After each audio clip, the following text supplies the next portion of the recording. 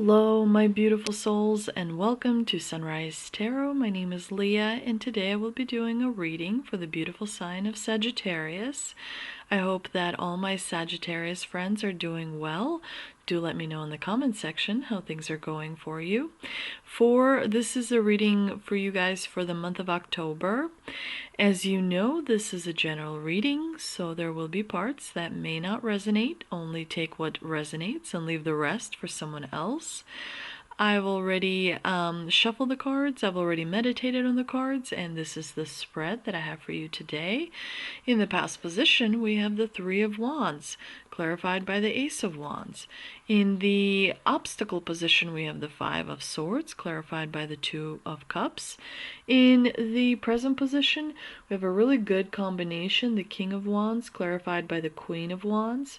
And in the future outcome position, we have the Seven of Swords, clarified by the Ten of Swords.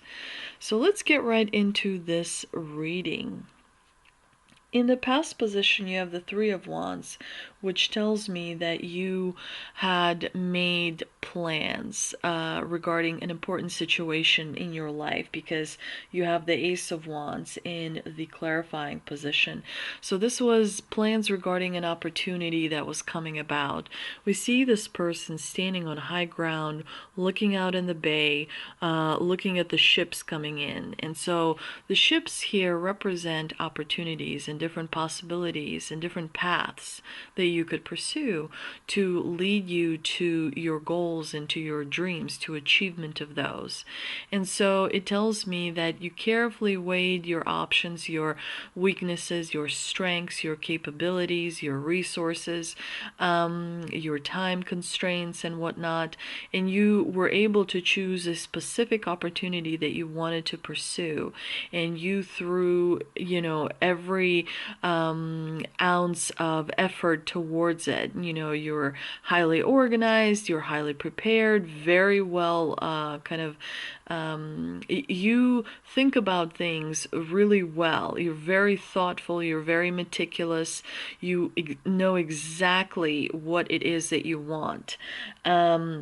And you're very powerful as well. So you kind of came up with a specific plan of action in order to bring this opportunity to fruition, in order to take this opportunity and turn it into a dazzling success.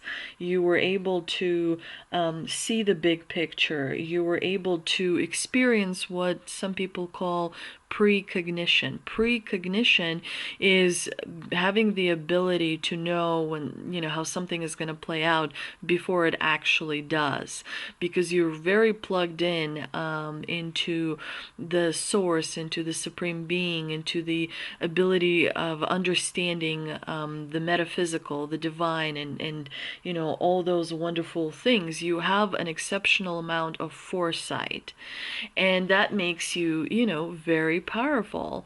In the obstacle position, you do have the Five of Swords, which obviously is a card that is not so good. It is a card of disagreement, and we do see there are other people in this card, signifying that you may have had a little bit of a disagreement with someone, where your perspective was going one way and their perspective was going a complete different way. This is not a very good card. It doesn't make, it's not a very feel-good card. I'll definitely tell you that. But when it appears in the obstacle position, it does point to the fact that internally there may be a little bit of a disconnect. There may be some kind of a self-sabotaging behavior that you might not even be aware of. When you feel tension on the inside, that is your first red flag that something is off. When you feel tension on the inside, but you cannot make sense of it, is because your body is kind of divided into two parts, the conscious and the subconscious. And so, for example, when you eat, your body knows what to do, how to process food automatically. It's because the subconscious processes takes care of it. And then, so that the conscience, the conscious process doesn't have to, because the subconscious understands what it needs to do. And those two parts are very, very important. So there is something in your subconscious that is maybe bubbling up to the top, but it makes you kind of self-sabotage a little bit. There is a little bit of deceptive behavior. There's something that is not in alignment on in the eternal space, if you will. So I would definitely maybe talk to a psychic. I would definitely maybe talk to an energy healer and try and get you into alignment. If you don't ground yourself, that's also another thing that you want to do on a daily basis, because ungrounded energy is of no use. Another big thing is to get rid of foreign energy, and you have to get rid of foreign energy on a daily basis. If you look at social media or news or movies or listen to radio, if you talk to any human beings anywhere, you have foreign energy inside your body, and so you have to keep getting rid of it through the grounding cord in order to be in authentic place with yourself, in order to avoid kind of deception of self, because your natural state is a state of love, right? Not ego, but love. Your natural state is supposed to be light. It's supposed to be easiness. It's supposed to be, like all those wonderful things. It's not supposed to be anything else. And so there's a lot of foreign energy that we have in our bodies on a daily basis. It's important to clear that energy. Some of you may not be letting go of something. So it could be that you're holding on to something, and so the conflict persists. The internal also conflict continues to stay alive because you're feeding your light into that grudge. When you hold on to a grudge, you're giving it food. Otherwise, it wouldn't be around. You're giving it your thought. Giving it thought means giving it light. I was talking to a friend who said, I'm so afraid if this political candidate wins and so on and so forth, because I really don't like this political candidate. And I said to this person, to my friend, I said, stop feeding into it. When you think about it, when you worry about it, you're feeding into it. You're giving your light away to whatever it is you don't want. And the idea is to preserve your light inside of you. And the way you do it is creating distance between the person that made you feel the grudge and yourself. Distance means forgiveness. It makes their life easier and it makes your life easier. So it's important to be aware of that. With the Two of Cups in the clarifying position, it's definitely relating to some sort of a partnership or friendship or companionship. Some kind of a partnership. There's, most people interpret the Two of Cups as lovers. It doesn't necessarily have to be, because love comes in different ways, in different forms. And so I interpret it as partnership. There's something off when it comes to the balance there. There's a lot of emotions, very strong kind of jagged emotions come through in this combination. So you want to definitely get rid of foreign energy, meditate, drink plenty of water, take walks in nature, because it allows you to connect with the divine more. Now, if you're male, it requires a lot more effort on your part, versus if you're female, it comes easier. Males definitely have lower vibration because of inability to carry a body inside their body, whereas females have naturally higher vibration. So females connect with the source or the supreme being much easier than the males. If you incarnated in this lifetime as a male, that means your purpose is to destroy, but from a grounding place. If you incarnated as a female in this lifetime, your purpose is to create, right? That's that duality, creation, destruction. You know, if the male energy didn't exist, then you would just create, create, create. But, you know, the male energy brings in boundaries and discipline and structure. So it's important to have that counterpart energy. As a soul, you don't have a gender. You're neither female nor male.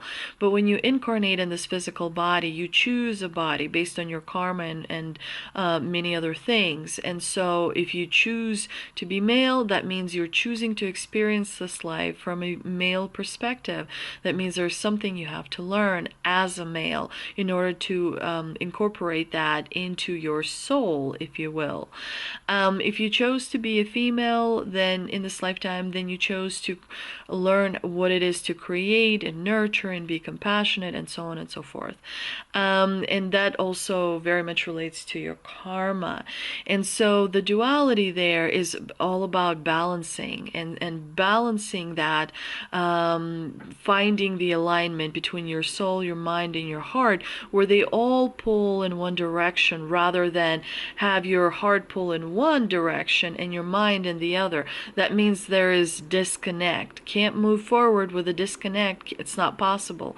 You're standing in one place. There's no progression. Even if on the outside you're getting raises and promotions, that's not the real progression, because all that is illusion, right? The only thing that you have to worry about is internally. And so that is very, very important, internally speaking, to be aligned, because then on the outside everything falls into place. Now, in the present position, you have the King of Wands with the Queen of Wands. This is really good because it tells me that there are people around you who are very well balanced together and who are going to provide you with emotional support, with encouragement, with ability for you to feel like you're stronger because your back is you know, protected by the King of Wands and the Queen of Wands. This combination is very good for your health. You're gonna feel better and you're gonna experience health improvement. Also, you're becoming more of a stronger leader. And you know, leadership has plenty of challenges within itself, but it's important to remember not to allow other people to hold you back. But there's definitely at least one other person in your life that is rooting for you and that adores you and that loves you and that is bringing in a very strong balance into your life. And so it could be that you're a power couple with this person that's in your life that, you know, makes you feel like you are absolutely incredible, that makes you feel special and unique. But you are leveling up as a leader. You are rising because because your opinion is very, very important. But the King of Wands and the Queen of Wands are also about taking lots of action. This is the time to take action for you, Sagittarius, rather than sit and, you know, look around. This is the time to make decisions. This is the time to move forward because it's very fertile time. Once you miss this chance, you're going to have to wait for the astrological alignment to happen again to help you move forward. So don't, you know, make sure you take full advantage. And you will be, because you've got the Seven of Swords in the future outcome position. Strategically, you're very smart. You understand how to strategically gain advantage. You also are a very tactful person. You understand tactics and how to use that to your advantage. You pay attention to details, and you're very much in the know. And so there may be some rule breaking going on towards the end of October. There is how do I put this into words? There is a little bit of discontent by others, though, because you do have the Ten of Swords in the clarifying position. Someone may notice that you're breaking the rules. Someone may be sneakily talking behind your back and causing a little bit of grief. But you are the leader. And of course, you know, when you are the leader and you're doing everything right, there's going to be talk behind your back. It's important for you to keep your focus and to keep moving forward. But I do agree that the Ten of Swords is not the most pleasant card.